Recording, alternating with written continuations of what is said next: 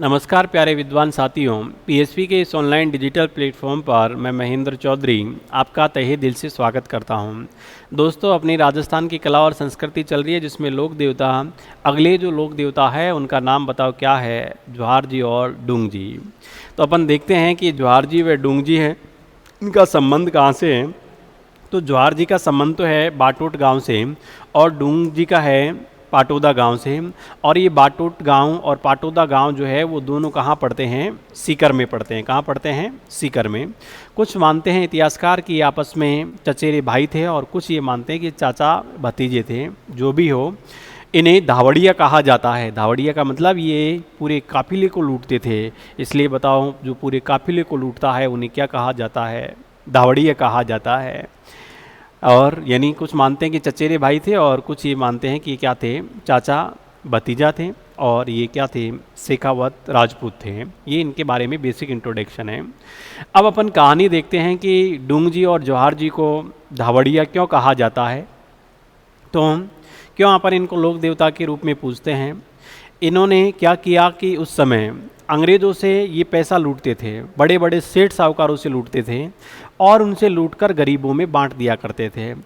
यानी ये बड़ी डकैती करते थे, लेकिन उसका जो उपयोग है अच्छी जगह करते थे। आज भी आपने देखा होगा बहुत सारे गैंगस्टर ऐसे होते हैं, ये भी उस ज़माने के गैंगस्टर थे बड़े वाले। तो बहुत सारे गैंगस्टर ऐसे होते हैं कि सरकार के जो नज़रिया होता है उसमें वो दोषी होते हैं।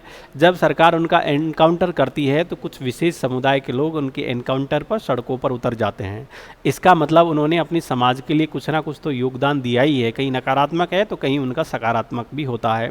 तो वैसे ही जवाहर जी और डूंग जी अंग्रेज़ों से परेशान हो गए तो इन्होंने क्या किया कि अंग्रेज़ों को लूटना शुरू कर दिया। बड़े बड़े सेठ साहूकारों को लूटे और गरीबों में बांट दे। अब गरीबों में बांटेंगे तो गरीबों के तो ये मसीहा है। अंग्रेज़ों ने हर थाने में इनके स्टैंडिंग वारंट जारी कर रखे थे, इनके पोस्टर चिपका रखे थे। और ये अंग्रेज़ों का जो झंडा है वो तो ऊँट की पूंछ के पीछे ही बांध के रखते थे कि आ जाओ, तुम में दम है तो पकड़ के दिखाओ। लेकिन ये अंग्रेज़ों के हत्थे कभी चढ़े ही नहीं थे। तो जवाहर जी व डूंग जी जो है इनके प्रमुख दो सहयोगी थे। एक था लोटिया जाट और एक का नाम था कर्णिया मीणा। अब ये लोटिया जो जाट है वो सीकर का रहने वाला था, रिंगस सीकर का, और 8 फीट हाइट थी, बाहुबली था। एक बार इसके गांव में जो जमींदार है उसका लड़का आता है और सबने नमस्कार किया, इसने नमस्कार किया नहीं। तो जमींदार का जो लड़का है उसको गुस्सा आया कि सब मेरे को नमस्कार करते हैं और ये नहीं कर रहा है। तो उसने एक दो गाली दी किसको? लोटिया मीणा को।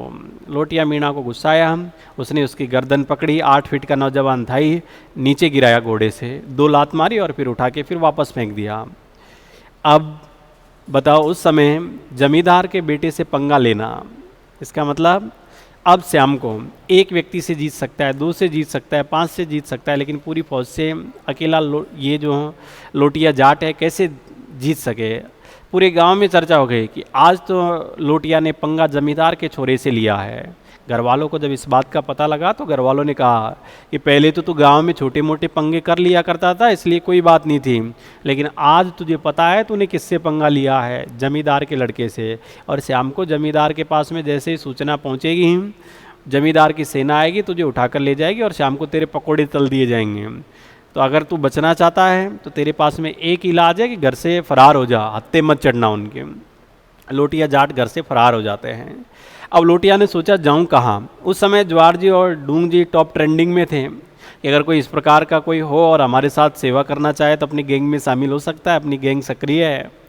तो ये उनके पास में पहुंच जाते हैं लोटिया मीणा। जवाहर जी व डूंग जी को पूरी कहानी सुनाते हैं कि इस प्रकार से मेरा जमींदार के लड़के से पंगा हो गया है और जमींदार मुझे मारना चाहता है। उन्होंने कहा कि देख, जमींदार की तो अपने पास में औकात ही नहीं है, पूरी अंग्रेज़ सेना ही अपना पीछा कर रही है, आज तक वही नहीं पकड़ पाई। तो जमींदार तो कहाँ आएगा अपने यहाँ, आराम से रहो, कोई दिक्कत नहीं है। अब जवाहर जी और डूंग जी के साथ में रहते हैं लोटिया जाट और कर्णिया मीणा। वही काम, बड़े बड़े सेठ साहूकारों से, अंग्रेज़ों से लूटना और गरीबों में बांट देना। अंग्रेज़ों ने खूब कोशिश की लेकिन उनके हत्थे नहीं चढ़ते हैं। एक बार डूंग जी अपने ससुराल जाते हैं और डूंग जी का जो ससुराल है वो पड़ता है जड़वासा। और ये जड़वासा है अजमेर में। यहाँ जाते हैं डूंग जी अपने ससुराल में। डूंग जी का एक साला था जिसका नाम था भैरव सिंह। अब ये भैरव सिंह अंग्रेज़ों की मुखबरी करता था। मुखबरी का मतलब समझते हो, गुप्त सूचनाएं प्रेषित करने का कार्य। जैसे गांव यानी एक थाना होता है, थाने का गांव में कोई एक आदमी होता है जो गांव की गुप्त सूचनाएं भेजता है, उसी प्रकार ये मुखबरी करता था कौन, भैरव सिंह। अब डूंग जी को पता था कि अपना साला है, भरोसा था। और एक चीज़ हमेशा ध्यान रखना, किसी पे भी विश्वास करने ला, लेकिन साले पे कभी विश्वास नहीं करने का, क्योंकि साला साला ही होता है साला। अब जैसे ही डूंग जी ससुराल में गए, भैरव सिंह ने अंग्रेज़ों को सूचना दे दी कि आज तो जीजा जी घर पे ही आए हैं।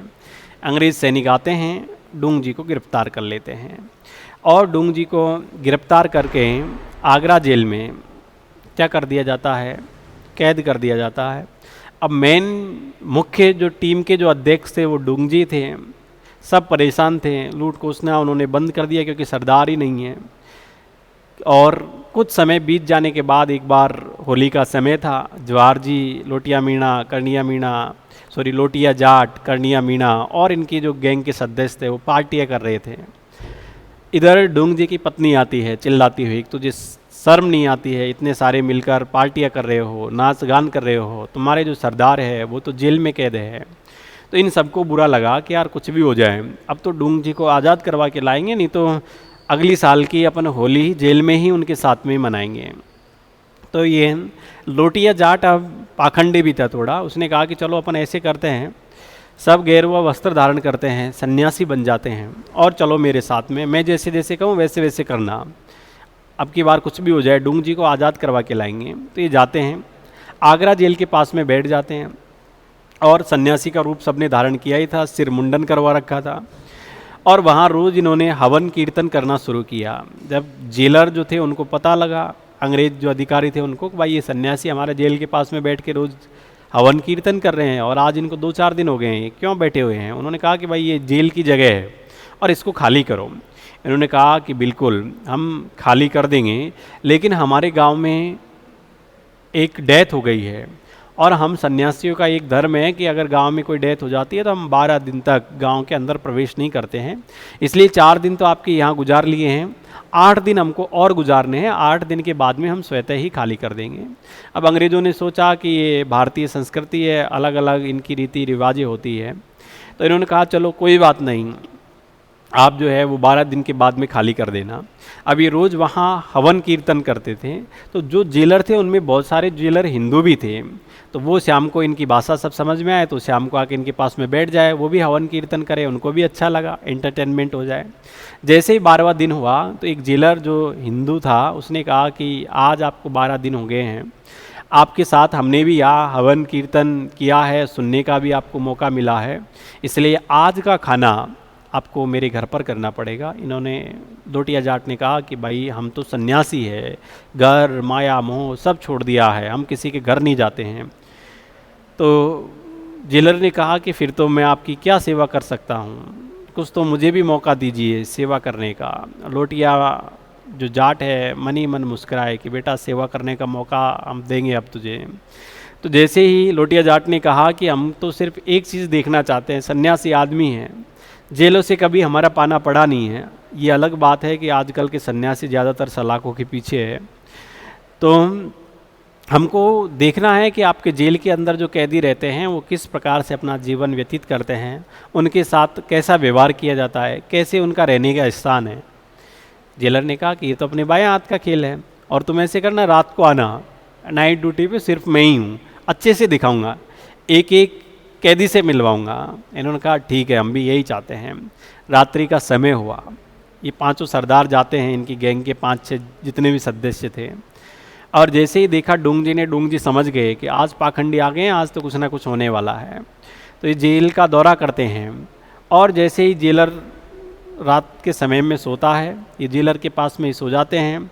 जैसे ही 2-3 बजे का समय होता है, चाबी निकालते हैं, जेलर के यहाँ से लॉक खोलते हैं और डूंग जी को आदेश यानी डूंग जी को बोलते हैं कि चलिए बाहर, अब अपन जेल से फरार होंगे। डूंग जी ने चारों ओर देखा और कहा कि नहीं, कुछ भी हो जाए, इतना समय जेल में गुजारा है, सारे कैदी मेरे भाई हैं, मैं अकेला तो नहीं जाऊंगा, अगर मैं जाऊंगा तो साथ में सारे कैदियों को भी लेके जाऊंगा। तो डोंग जी तो आए और साथ में बताओ सारे कैदियों को भी निकाल लाए। अब जैसे ही आए तो एक गैंग नहीं वहाँ पर तैयार इनको करनी थी, बहुत सारा समय हो गया था। तो रास्ते में जब आए तो एक जेल पड़ती है सेवर जेल, वो है भरतपुर में। तो उन्होंने कहा कि अब कहाँ गैंग के सदस्य बनाएंगे, किसी ने शादी कर ली, किसी ने क्या कर लिया है, और अब की बार अंग्रेज़ों को खतरनाक लूटना है, छोटा मोटा प्रहार नहीं करेंगे, ऐसा कि अंग्रेज भी याद रखेगी इन्हें पंगा किनसे लिया है। तो इन्होंने कहा कि सेवर जो जेल है उनके कैदियों को भी आज़ाद करवाएंगे, कल रात अपन उस पर आक्रमण करते हैं। तो दूसरे दिन सेवर जेल पर हमला बोल देते हैं, वहाँ के सारे कैदियों को क्या करवाते हैं, आज़ाद। अब देखो सारे कैदी थे, सबके अंग्रेज़ों के प्रति गुस्सा भरा हुआ था। अब ये कुछ दिन के लिए अंडरग्राउंड हो जाते हैं और योजना बनाते हैं, उसके बाद में ये नसीराबाद छावनी पर सीधा अटैक करते हैं, नसीराबाद छावनी को लूटते हैं, और वहाँ से लूटने पर जो राशि प्राप्त होती है उसे एक तो अजमेर में पुष्कर सीढ़ियों का निर्माण करवाते हैं, एक धनोप माता के मंदिर का बताओ क्या करवाते हैं, निर्माण करवाते हैं। तो ये थे बताओ कौन, जवाहर जी और डूंग जी, इनकी ये कहानी है। इसलिए इन्हें क्या कहा जाता है, राजस्थान का रॉबिन हुड कहा जाता है, क्योंकि रॉबिन हुड का काम भी यही था, अमीरों से लूटना और गरीबों में बांट देना। तो आइए मैंने जो आपको कहानी समझाई वो सारी चीज़ें अपन पढ़ते हैं जवाहर जी और डूंग जी के बारे में। तो 1838 ईस्वी में भैरू सिंह की मुखबरी पर जड़वासा अजमेर से गिरफ्तार किए गए। बताओ किनको गिरफ्तार किया गया था, तो ये डूंगर जी को, जवाहर जी गलत लिख दिया है, यानी किसको गिरफ्तार किया गया था, डूंगर जी को, ये याद रखना है आपको। और 38 से 46 तक आगरा जेल जो यूपी में पड़ता है यहाँ ये कैद रहे हैं, और 1846 ईस्वी में लोटिया जाट और कनिया मीणा के सहयोग से जेल से क्या हो जाते हैं, फरार। और 1846 में इन्होंने कौन सी जेल को लूटा, सेवर जेल जो पड़ती है भरतपुर में। और 1847 ईस्वी में जवाहर जी और डूंग जी ने नसीराबाद छावनी को लूटा और यहाँ से प्राप्त जो धनराशि है उसे धनोप माता मंदिर जो भीलवाड़ा में है इसका निर्माण करवाया। और बताओ किसका, पुष्कर सीढ़ियों का। इसलिए जवाहर जी व डूंग जी को बताओ क्या कहा जाता है, राजस्थान का रॉबिन हुड। अपन से एग्जाम में पूछेगा कि राजस्थान के रॉबिन हुड के नाम से कौन से लोक देवता को जाना जाता है, तो जवाहर जी व डूंग जी। तो ये थे जवाहर जी व डूंग जी। आशा करता हूँ आप सभी को अच्छे से समझ में आए होंगे। बाकी और जो लोक देवता बचे वो नेक्स्ट अपनी अगली क्लास में देखेंगे। तब तक आप सभी साथियों को मेरा प्यार भरा नमस्कार, धन्यवाद।